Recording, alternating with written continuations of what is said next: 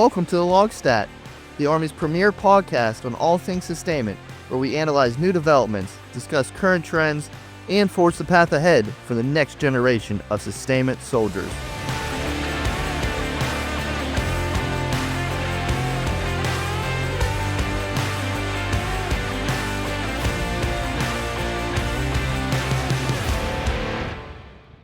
Hello everyone, welcome to another episode of the LOGSTAT.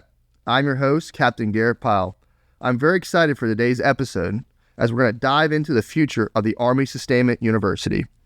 Every logistician is very familiar with ASU, from officers starting their careers here in Bullock and then the career course, warrant officers attending the Technical Logistics College, and then NCOs in the Logistics Academy. But there is so much more that is offered here, and is truly where logistic leaders are forged. To guide us today through the future of ASU, I have here with me today the Commandant, COL Steve Erickson. He commissioned in 1996 in the Armor Branch after graduating from North Georgia College. In 1998, as part of the branch detail program, he transitioned to the Quartermaster Corps, followed by the Logistics Corps. He previously served as the Logistics Plans Operations Divisions Chief, Directorate of Logistics and Engineering, J4, at the headquarters of NORAD and NORTHCOM at Pearson Space Force Base, Colorado, where he was responsible for the planning and coordination of logistic requirements and support of Homeland Defense, defense support of civil authorities, security cooperation, and emerging Arctic missions. His assignments histories include platoon leader, brigade maintenance officer, forward support company commander for 1/8 Cab, instructor time for Bullock and the career course, lieutenant colonel assignment officer and career coach at HRC, the 215th BSB commander, Logistics Branch Chief at HRC, and the 3rd ID Sustainment Brigade Commander. And for a full bio on his amazing career, you can check it out on the ASU webpage. I'm so happy to have you here with me today, sir. Welcome to the show. Hey, well, thanks for having me. I really look forward to our conversation today and sharing some of what we've got going on at Army Sustainment University and really kind of what we've been doing for all these years. Awesome. Well, let's dive on in. And the first thing we're kind of hit today is, well, first of all, what is the Army Sustainment University for some listeners that might not even know what this university is? Right. So the Army Sustainment University is the institution for sustainment education and training in the United States Army. We're located here at Fort Gregg-Adams, and we are responsible for developing, delivering sustainment-related courses, training, and education to Army and joint and civilian personnel. Really from the initial military training, the Bullock and Warrant Officer Bullock basic courses, all the way up through senior leader development through our Army Sustainment Pre-Command course. For our older listeners out there, or those who may not be wearing the uniform anymore, we go back to like 1969, where we were the Army Logistics Institution, turned into the Army Logistics Management College, and now as the Army Sustainment University, what makes us a little bit different in the past is we're on a Summerville campus here at Gregg-Adams as part of CASCOM, and we overwatch and oversee the instruction for sustainment logistics lieutenants, captains, warrant officers, NCOs, and civilians alike. So I know I was walking through this hall as having been a student here myself, having done instructor time here. It's just amazing to see, especially something that's changed in my almost 9 years of career so far. One thing I always find is, like, especially our partnerships with the international students. That is a great opportunity from when I was in Bullock, being able to work with, I remember in my class, I can't remember exactly which nation they were from, but in Africa. And then when I was here as a student, having internationals, and then especially as an instructor, it was always great working with them.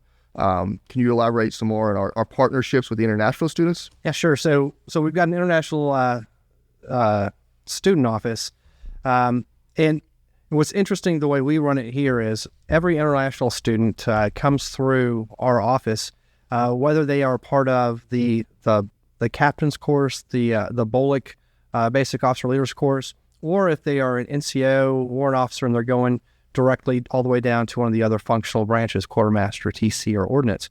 But we bring them in, sit side by side, the American students, and we go through and we cover, the technical, the tactical. We look at sustainment doctrine, tactics, techniques, procedures, and we look at where we are and where we aren't interoperable, and we share both directions, right? We learn from them almost as much as they learn from us, and they clearly do a better job, I would tell you, because they've got to do it in a different language. So we've definitely got the upper hand in that piece. Yeah, with the international students, I know when as an instructor, I had an amazing time working with the international students, especially the ones who, as you said, sir, can accomplish this as another language. Because I think to myself, would I be able to do this same instruction in another language? I'm like, the abilities to learn in a language that's not your primary is amazing, and I've continuously watched the integration of our international partners with the U.S. students. And it's really kind of helped build those bonds. And especially as we continue to forge these leaders, it helps really as they go out into the force, having built these partnerships with them, it helps them. So when they are out doing joint operations with another nation, it's like, I've already had the experience working with somebody else. And then what it would be even a cooler thing was like, hey, we're out in Atlantic Resolve, and I'm working with a student that I was in school with from Lithuania or something. And it's like, wow, we were in school together. Now we're out doing operations together. Wouldn't that be a cool experience? No, it absolutely is, and I tell you, it enhances the personal relationships, the country relationships, and probably for another podcast for somebody from AMC potentially, right? It helps our overall supply chain management and our readiness for our country, right? So a lot of these countries they purchase by or we work with them to hand off U.S. Equipment and material, right? And if they've got tanks or they've got strikers or they've got JLTVs, for example, they're going to put a need and a demand on the supply chain, and that helps our industrial base to stay kitted up and keep producing repair parts and things like that, so that when the need comes, whether it's us, our partners, the supply chain, the industrial base can keep up. And then more importantly, when you're out at other locations and you're doing cooperative and integrated mission sets and things like that, we can support each other, which is pretty powerful as well. And I think that's a great segue, sir. Just like, how does the Army Sustainment University, like, how does it fully fit into the enterprise, the sustainment enterprise as a whole? I think it's a great segment for that. Yeah, so one of the things that we really focus on is, at the schoolhouse, it's really tactical operations. It's where the rubber meets the road. It's where the soldier, the leader, is going to execute tactical sustainment. But we're just part of the greater supply chain. We're just part of the greater military operation, right? So as we go into the doctrine, the tactics, techniques, and procedures, we also really get into, how do we fit into the multi-domain operation? How do we fit into other branches, other services? How do we fit into the overall supply chain management? And there's a lot going on in terms of how do we get depot level maintenance all the way forward. So we talk about those things, we teach about those things. So when our captains, our majors, and our lieutenants in some cases, and sergeants, are on the ground and they find themselves stuck with a problem of how do I solve this sustainment, this logistics, this supply kind of problem, they've got an understanding of end-to-end sustainment and supply chain management and how they fit into the greater piece, so they can then either do it themselves or they know who to connect to get that additional support, whether it's from AMC, from the depot level using telemaintenance, or they send a forward support representative, an FSR, or logistics assistance representative, a LAR, to be co-located with a tactical maintenance operation.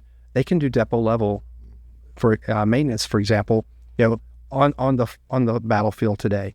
So understanding from end to end, from the foxhole all the way to the forge, if you will, where we start to put our material together to make the supply parts that we need. It's important to understand all of that, and I think that's how we tie into the execution, the ultimate execution of that operation. And I think that's a great way of like how ASU is adapting for the future. There are so many different things happening.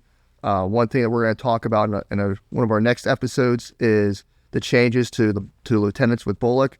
It's just amazing, like I just talked about, how we're supporting the enterprise and we're able to adapt the curriculum and adapt how we're doing instruction for the changing times. We had spent so much time with counterinsurgency operations. I remember when I went through here as lieutenant during Bullock, of course, that was always the focus. We're focused on coin, and watching now as an instructor now, going through and watching the change into large-scale combat operations. And it kind of goes into like, how are we changing? Like, how is this, the landscape now is we're focused more on division-centric, large-scale combat operations. So how is ASU now adapting to this new chapter? Yeah, well, I'll tell you, large-scale combat operations is nothing new. Mm-hmm. And if anyone spends enough time in government service working in the military, they're going to find that the good ideas have a way of coming back. So 29 years ago, as a second lieutenant, and then as I transitioned to sustainment and logistics as a company XO, running around doing those things, and even as a Ford Sport Company commander, we did what we call decisive action, and that is essentially large-scale combat operations. If you go back and you consider, in how to picture the battlefield on a slide or on a sheet of paper or on a big whiteboard, it's easiest to picture it in a linear fashion, and that's what large-scale combat operations is. It's going toe-to-toe with an adversary. In this case, a near-peer adversary. We've got two of them out there.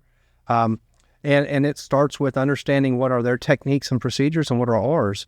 And then how do we get, as sustainers, sustainment support, logistics support, you fill in the blank, right, at the point of need. And what makes large-scale combat operations so much different from COIN is we're no longer operating in a sanctuary. We don't return back to forward operating bases where we've got stores, stockpiles, and caches of food, munitions, and class 3 and things like that. We are doing it on the move. We are doing it with less because we are often disaggregated because of the indirect and direct threat of our enemy. And we are putting our sustainers and our maintainers at the point of friction. It's I remember when we went to COIN, and it's kind of the way you just described going to LSCO.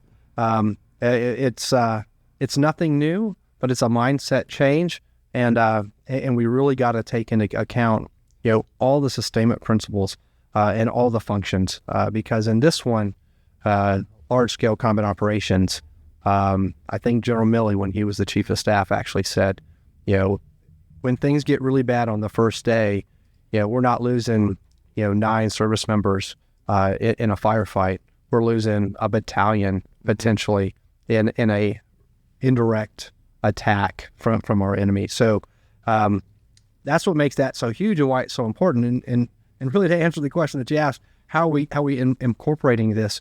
We are looking at current threats.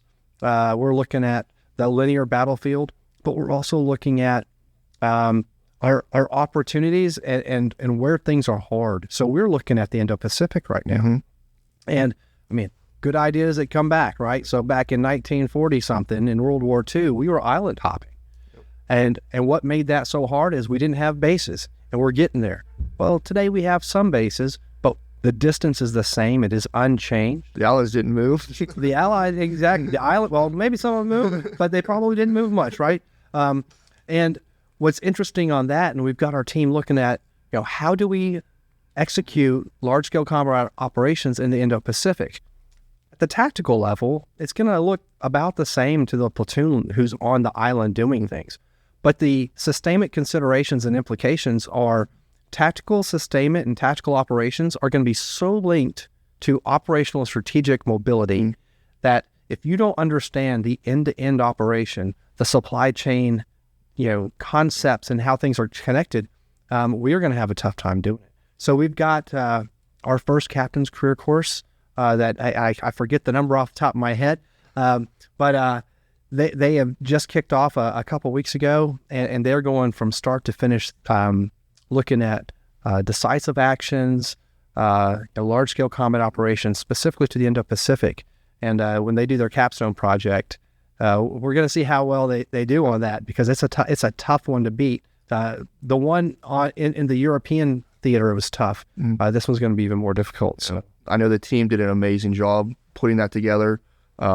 watching some of my peers really sink in on the INDOPACOM, because I know from me starting my career back in 2012 until now, it's all it's been is coin. It's always been an atropia. We're always in atropia. We're always doing that type of train exercises back from 2012 until when I was a career course, even just recently. So it is I look at it as a nice refresher to see a new operation in a different environment. And then kind of like what you talked about, sir, is like, well, we just got to dust off the books. Like with this stuff, we've done this. You said World War II, like that was huge for the Pacific. That's right. If you go back to World War II, that's, most historians will tell you that was the first multi-domain battle. We integrated air, land, and sea. In today's battles, multi-domain means so much more. We got cyber, we've got the electromagnetic spectrum. We've got, air isn't just fast movers or helicopters, they're drones. There's so much. So if you really want to peel it back, and you said it, as we go back and dust off the old things, the TTPs don't change. We've got to look at how do we execute our technical experience, our technical expertise, if you will, in a tactical environment. And if you can't stay alive, if you don't understand counter UAS and counter drone kind of things, you may not survive long enough to execute your sustainment mission. So we're looking at, camouflage techniques. How do you hide? How do you break up the big brigade support area or the big alpha company, supply and service company? They're ginormous, and they're a target. So how do we break those out? You push food here, do you push the SSA over here? And then how do you communicate? And then with that electromagnetic spectrum, it'll be even more difficult, right? Because you've got jamming. We've fallen very comfortable in using our GPS systems. Very comfortable with all technology. Yeah. I mean, if we don't know how to use a map and protractor and know how to, figure out and do the math from grid to magnetic and magnetic to grid and know where true north is and understand time and distance and navigate without technology, we're going to struggle. Because I tell you, a lot of our adversaries, they have much less, quality technology than we do. I bet they're pretty good at doing land navigation, wall mounted, without their GPS as well as they are with. And we've got to be able to match them, when we have our technology working and when we don't. So, and I think the great thing with the university, as it continues to do, is we're changing into INDOPACOM. We're changing to more large-scale operation is getting that information out to the force, because now we're getting lieutenants, we're getting captains, we're getting warrant officers and NCOs that are coming through the university, getting this new knowledge, because we are getting to a point where I can almost see that we have such a large generation of people who only know coin, who only know, the Middle East, or only know counterinsurgency, and now they have to change that mindset. That's right. Large-scale combat operations, and you're going to have that tension. Yes. And to your point, coin. So we've been doing it that way. Our instructors are heavy coin. They got it down. They understand large scale, but not everybody's done it, right? Mm-hmm. So how do we communicate that? I mean, I can go talk to a class and explain it, because I did it as a lieutenant, as a captain. I did coin as a major, as a lieutenant colonel, and then I started doing large-scale combat operations again all the way until now. But I can't teach every lieutenant, right? As much fun as that would be, I would love to get paid to do that at my current grade. But so some of the ways that we're sharing that information, through small group discussion, but we're really incorporating things like we've got VR goggles that we're using in bullet classes, so that we can create a virtual large-scale combat operation environment that they can see and understand. So when I say, hey, the BSA is too big, they don't even know what a BSA is. They've never been in a BSA. They've been cadets and high school students in the last 10 years. So we can show them, hey, this is how big a BSA is. It takes up a grid square. And now we break it apart. We get disaggregated. We go into base clusters, and now they can say, oh, now I get it. We've got drones that we use for our bullet classes, and it does two things. It allows them, when they're in the field, to practice the hide and the deception piece and survivability of being spotted by the enemy. But we also are taking those same drones and pictures, and we're able to show the lieutenants from above what they look like. So when they're all screwed up because they're pointing the wrong direction or they're just too big, we can say, hey, look, here's some sustainment considerations from a safety survivability perspective, and here's some from, hey, let's just talk about how do you run a good operation to be efficient and effective while conducting your technical task in the tactical environment. So we're doing that to help them see themselves as well. So we're looking forward to getting more of that. We're on the infancy side of, if you will. We've only got probably 50 or less VR goggles, but our goal is to get enough to outfit an entire class of about 150 lieutenants, for example. That is amazing. That's looking back. Actually, I could go back in time. God, almost 8-9 years before I can go back to Bull just to experience that, which is a great kind of segue into like what kind of changes and improvements are coming to ASU that you can speak on. Yeah, so those are the biggest ones, right? The Indo-PACOM piece, the LISCO piece, the integration of exportable technology, right? So we talked the VR goggles a little bit. We have drones that we're using. We're partnered with the technology team in CASCOM also to develop tools that when our lieutenants and captains go back, and sergeants and warrant officers go back out to the field, that they've got a reach back capability. So the Army Resource Portal, Sustainment Resource Portal that we have has built-in classes on how to run an arms room, how to run a supply room. If you log in using your CAC-enabled credentials, there are classes and pieces that show everything from wiring diagrams and troubleshooting techniques for Strikers or Patriot missile systems, even to how to use the new squad rifle system, and they break them out. So there's a lot of capability that we're bringing through technology to, without getting true hands-on, that we can get hands-on, virtually or digitally for all of our students, and really to take that out to the field. So when they're doing sergeant's time training, or they're doing just any opportunity training, they can rely on some of that and speed up some of their learning curves, if you will. That is amazing, sir. It's just to see the way that we've integrated technology into the learning environment, and just the way it's bettering the overall force. It's just an amazing opportunity that, seeing where it's been, like where I started till now, it's like night and day. Kind of gets into like, so how can we, as a sustainment community, how can we better prepare? Like, how can we better the overall force or contribute to it? Yeah. So I think first is you got to realize that as the community, it's not just TRADOC, right? So many people have heard the three pillars of education, from the Army perspective. It's the institutional here at TRADOC, at CASCOM.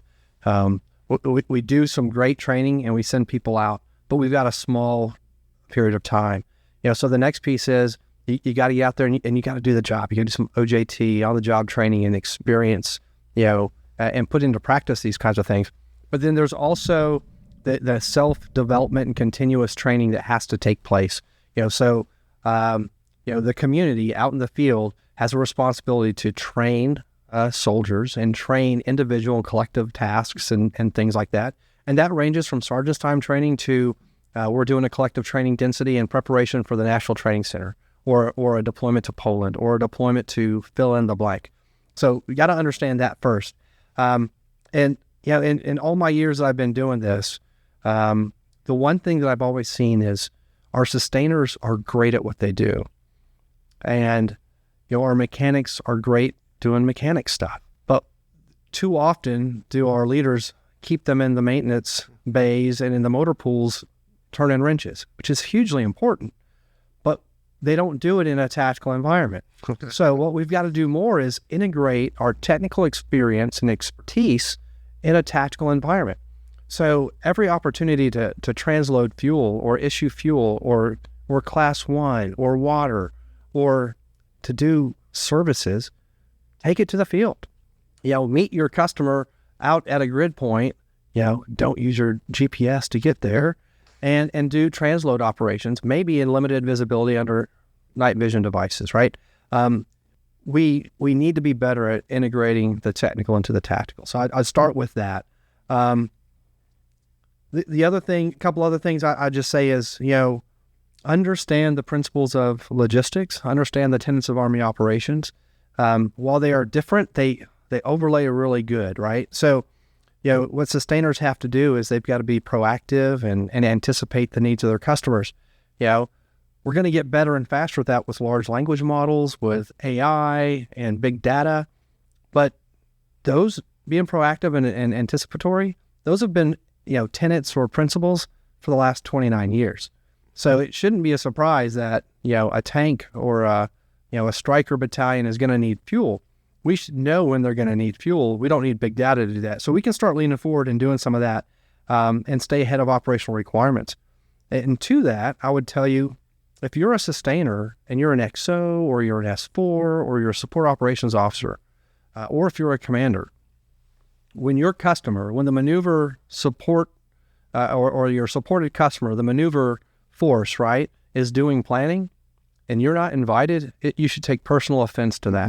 And you should invite yourself to that To show up. meeting, to show up, because they're going to talk about what they're going to do, but they can't do it without sustainment support. And the earlier you are in the conversation, the better you can be at being proactive and anticipatory and integrated and synchronized, right? It's one thing to integrate, the technical into the tactical, but if you truly synchronize it in terms of a battle rhythm where, LRP operations are tied to, resupply operations at the BSB level are tied to resupply levels or operations from the DSSB, and you can walk it all the way back. And that's really our role is to do that for them. So don't let sustainment ever not be an operation, right? Another tip. That's a great point, especially for the captains coming out of here right before they get into company command. That's a great point. Is like you are as a company commander, like you make those opportunities, as you said, like just go out, reserve some land, and just go out there and say, hey, this week we're doing services out here. That's right. So it's just simple things like that, and it sets and reps. It is. It's you hear it all the time from the old sergeants major, right? We got to do blocking and tackling better. Well, if you can't block, it's my team are the Kansas City Chiefs, and they could not block Philadelphia. Oh no, and Patrick Mahomes was on his butt so much, and they lost. But if we can't do the simple things, if we can't get to the fight, it's not going to get done. When I commanded, I would often use this as an example to people, and it was really about C2, but you can apply it to just about anything, and it goes something kind of like this: if you can talk, you can fight, right? So if I can communicate with my subordinate leaders, then they can execute operations. So if you can talk, you can fight, and if you can fight, you can win. But if you can't do the basics, you'll never get to the fight, and if you can't fight, you'll never win. So consider those things. And then, the last piece I'd really tie is to our listeners out there. If you're listening, that's the first step. But it stay tied to a continuous learning and developing yourself as a professional. Read often, understand doctrine, learn the new doctrine. Techniques and procedures won't change a lot, but terminology will. And you've got to be current, because I promise you, our maneuver brothers and sisters out there, they're talking current doctrine. If you walk into a room, especially if you're self-invited, and you can't communicate clearly to them, task and purpose and how you can integrate and synchronize into their operation, then they're not going to see you as value. So be value added. So I think that's a good way to segue kind of to our last point, sir, is in your 29 years of experience, like what final good advice do you have for those serving in the sustainment enterprise? But one, know that oftentimes sustainment and logistics is, I don't want to say marginalized, but it's a secondary thought, right? Because we got to think, when I say we, the maneuver force thinks about what are the effects they need to achieve. We've got to stay nested with them so that we can, be part of the operation, because, logistics will not win a war, but I promise you they can cause one to fail, right? So keep that in the back of your minds, right? Be synchronized at echelon, be integrated every chance you can be. And just know that if you're not disciplined in your day-to-day tasks, if your soldiers can't execute their technical in a tactical environment, then we're not a whole lot of help to our customer. Know that we've got to be creative, and that doctrine is just a starting point, of how we're going to do it and when we're going to do it and who's going to do it. But if the mission changes or the environment changes, be flexible and be adaptive. work well with each other. Sustainers got to stick together. Oh, yes. And you've got to become sometimes best friends with our maneuver counterparts. With the S4s, the XOs, and commander-to-commander dialogue is important. Again, because it's all linked through discipline and synchronization to be integrated. And then lastly is, take care of your people. Train them properly. Get the sweat and blood, understand risk, of course, risk to force, risk to mission, but train hard in garrison so we don't have a hard day out in a combat environment. Awesome. Well, this has been a fantastic opportunity meeting here today with you, sir. Just the great conversations that we've had, just being able to analyze truly the future of Army Sustainment University, to see the direction that it's going, seeing where, especially all this new technology that we're using. Party's like, man, just go back and experience some of the Bullock, all the fun they're having, but just the way that we're integrating, as we said, dusting off the old books. That's right. And that we've had on the shelf, it's dusting them off and just applying them into today's world as we're getting that division-centric, large-scale combat operation. So that's been just a great way to analyze it. So I do want to thank you, sir, for coming in today and just providing that great insight to our listeners. It's just amazing to see and hear about all these innovations. It's going to really prepare the next generation of logistics leaders. So, and I look forward to continuing to work with you. I appreciate inviting me on, and I look forward to maybe doing this again. There's probably more I could have talked about. I've got some notes, and I promise you there's more I could have talked about. So I look forward to the next opportunity, and I too am looking forward to the announcement of some of the officer changes that we've got coming up in the Log Corps. Yep. So yes, we'll be on the lookout for one of the following episodes as we talk about the changes to the Bullock program here with the lieutenants. But that is all we have today, folks. I hope you've enjoyed our discussions. Be lookout once again for more episodes dropping every 2 weeks. Sustainment leaders start here. See you next time.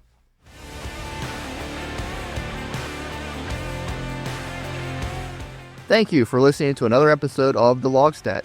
We hope you enjoyed today's conversation. Please share this episode across your formation and leave us a review. If you have a topic you'd like here discussed, then please reach out to us at armysustainment@army.mil or directly to me on Global at garett.h.pyle. Follow us on Facebook, X, and LinkedIn at Army Sustainment. We'll see you next time. Sustainment leaders start here.